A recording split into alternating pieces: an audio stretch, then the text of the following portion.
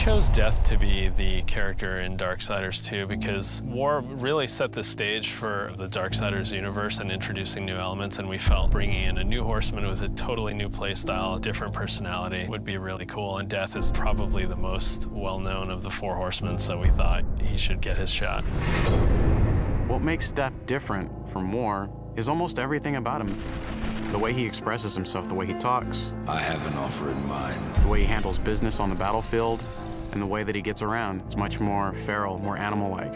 War is very much like a force meets force, a very head-on, steadfast, loyal-bound soldier. Death is much more of a calculated, elegant fighter, a chilling opponent on the battlefield.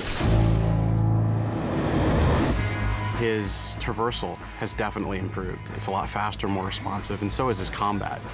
His weapon is more interesting. He can dual wield or wield a single heavy weapon, depending on your playstyle.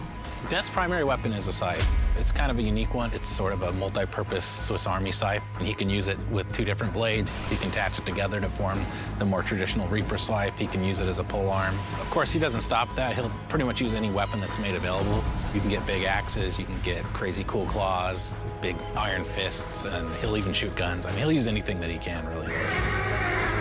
The main improvement from Darksiders 1 to Darksiders 2 was depth. We wanted to make the game more involved. We wanted to have more context. We wanted the player to really feel like they're in a real world with people living there, stuff going on, things going on.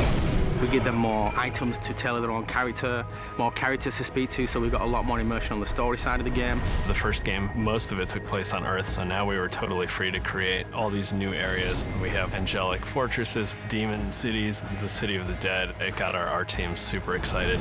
On top of that, there's a lot of weapons and armor, and obviously the new character as well, Death. Death's the most feared, and he's one of the oldest horsemen in the fiction. They kind of look at him as a big brother. He's feared just because when he really gets down to business, he is the death dealer. That's sort of his thing. He wears his mask as an executioner's mask. That's his trade, that's his business. He takes people down. He doesn't wait for things to happen, he causes them to happen, so it's a much more aggressive style of game and a more aggressive character. I mean, I guess it's all wrapped up in his name, right? War implies some conflict, but death's the final end. Who doesn't fear that? A few words describe Death: cold and calculated. Agile, both in the way he fights and the way he deals with situations. My favorite word to describe Death is definitely arrogant. He's an opportunist. If I could describe Death in one word, it's probably badass.